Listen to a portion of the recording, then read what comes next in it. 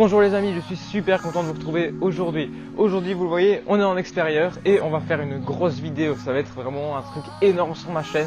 Qui dit énorme vidéo. Qui dit énorme dit aussi gros poisson ainsi que gros volume.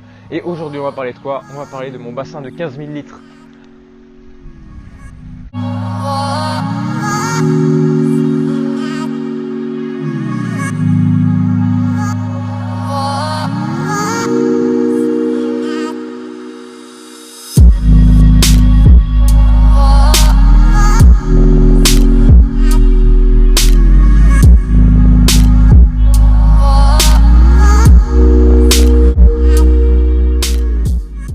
Donc le bassin, ça fait déjà 24 ans qu'il est en eau, donc ça fait déjà un beau bout de temps qu'il est en eau, donc ça fait déjà vraiment pas mal. Donc le bassin, on a d'abord creusé un gros trou bien évidemment, donc avec des dimensions assez précises. Ensuite, on a recouvert le bassin d'un feutre et puis on a mis la bâche. Donc la bâche, ça fait aussi 24 ans qu'elle est là, on n'a jamais touché avec la bâche, elle n'a jamais percé. Donc franchement, c'est vraiment top. Niveau dimension, on est sur des dimensions assez grandes, bien évidemment, parce que le bassin fait quasi 15 000 litres. Donc on est sur environ 11 à 10 mètres de longueur.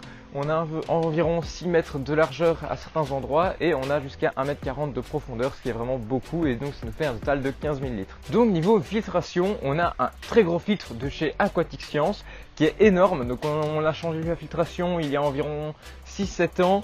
Le filtre fonctionne vraiment très bien, il a un gros débit. Donc pour faire un tour sur le filtre, je vais vous montrer à quoi il ressemble et on va voir toute la partie technique du filtre. Donc on a une grosse pompe qui est dans la partie la plus profonde du bassin qui renvoie toute l'eau dans le filtre. Donc avant d'arriver dans la partie de filtration, elle passe dans un filtre UV.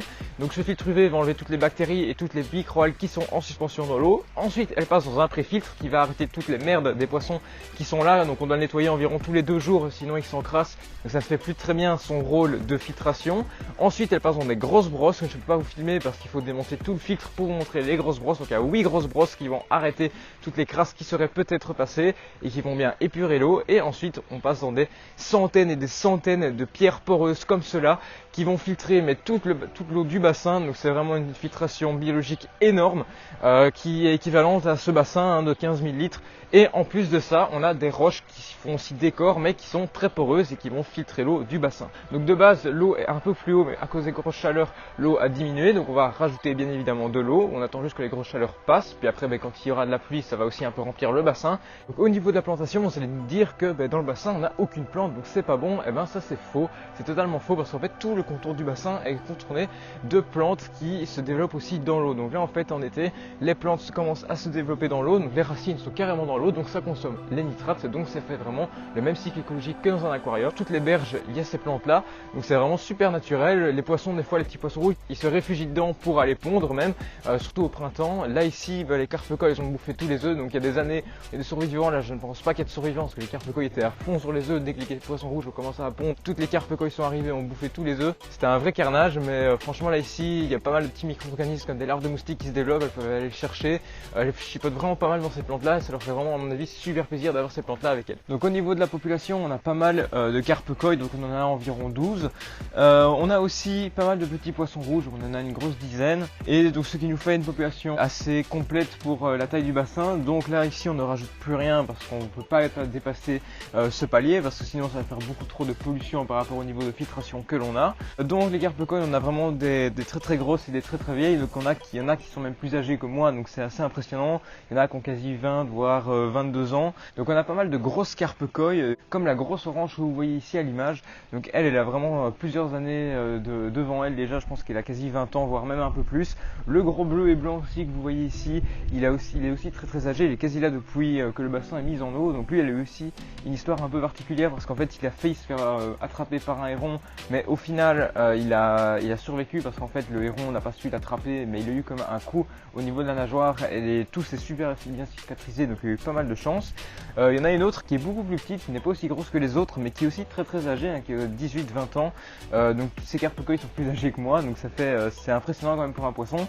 Et moi franchement ma préférée, c'est la noire et grise que vous voyez ici à l'image. Donc elle est là depuis 4-5 ans et elle est très grosse déjà, elle est super impressionnante et moi je la trouve super belle. Et mon grand-père, lui, c'est elle qu'il préfère, c'est la blanche, noire et rouge que vous voyez ici, et franchement elle est super belle. Moi aussi j'aime bien, je trouve que c'est vraiment un carpe-koi traditionnel du Japon.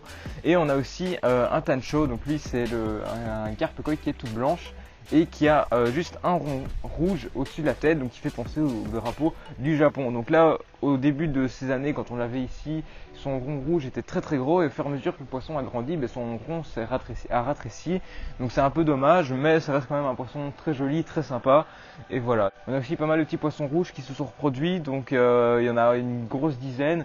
Ils sont sympas, il y en a de différentes couleurs, il y en a souvent des rouges, mais des fois ils ont quelques variétés de blanches, etc. C'est assez sympa, il y en a quelques nouvelles carpes koi qui sont arrivées il y a une très grosse année, et il y en a une qui est vraiment très sympa. C'est une noire, jaune et un peu orangée comme ça, elle est vraiment super sympa, très marrante. Et elle est assez vive dans le bassin, donc c'est super chouette à regarder. Donc qu'est-ce qu'on utilise comme alimentation? Alors beaucoup d'entre vous vont penser qu'on utilise Hikari, mais non, on n'utilise pas Hikari, on utilisait ça avant, mais elle polluait beaucoup trop les granulés, et elle se décomposait, etc. Enfin c'était pas le top. En plus certains koi ont perdu leur couleur. Donc je sais pas pourquoi, je sais pas si c'est à cause de l'alimentation, mais du coup on a changé d'alimentation et on donne de l'alimentation de la même marque que le filtre, donc de chez Aquatic Science. Donc c'est celle-là, elle est vraiment très bien, ça fait plusieurs années qu'on la teste, les koi ont gardé leur couleur, donc ça c'est vraiment cool. Les couleurs sont même intensifiées chez certains, donc je pense que c'est vraiment une très bonne marque. Et les granulés sont vraiment très appétissantes, très complètes pour les poissons, ils adorent ça en tout cas, donc voilà. En plus de ça, ils mangent bien évidemment tous les insectes qui passent par là, tout ce qui concerne les larves de moustiques, etc. ou les œufs même de poissons rouges. Donc voilà, ils ont une alimentation très variée, et en hiver bien évidemment on les nourrit pas, puisqu'en hiver ils hibernent au fond de l'étang et ils ne bougent plus. Ils sont tous garés comme des camions, donc c'est assez impressionnant, mais ils sont tous garés comme des camions dans le trou, ils sont tous alignés, et c'est super impressionnant. Et du coup pendant l'hiver et la fin de l'automne on les nourrit pas. Donc pour ceux qui se demanderaient qu'est-ce que c'est que tous ces fils qui traînent là partout, c'est pas beau, c'est moche, c'est tout simplement pour faire fuir les hérons. En fait les hérons ici en Belgique on en a vraiment pas mal, et dans ce bassin si on ne met pas de gros fils comme ça pour l'empêcher d'atterrir, c'est vraiment un buffet à volonté pour les hérons, avec des poissons comme ça qui sont juste ici. On a déjà eu la blague avec quelques poissons que le héron est venu chercher, il les a embarqués. Donc là ici on a mis des fils, donc ça les fils va les empêcher de venir atterrir et de pouvoir profiter de squatter l'étang pour bouffer tous les poissons. Donc c'est pour ça qu'on a mis des fils un peu partout.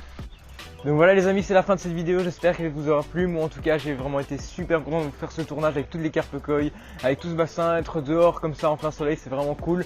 Moi en tout cas ça m'a vraiment fait super plaisir, j'espère qu'en retour vous aussi ça vous fait plaisir et que je vous fasse des vidéos comme ça. Donc dites-moi dans les commentaires quelle carpe koi vous avez préféré. Donc voilà, ça peut être vraiment assez sympa de me dire de votre avis sur quelle carpe koi vous préférez dans ce bassin. J'espère qu'elle vous aura plu, donc de grosses vidéos et des grosses surprises vont arriver sur ma chaîne ainsi que sur la chaîne d'Histoire d'eau. Donc le lien de cette chaîne est dans la description et dans les commentaires de cette vidéo. J'espère que ça vous aura plu, je vous dis à la prochaine autre vidéo. Allez, ciao!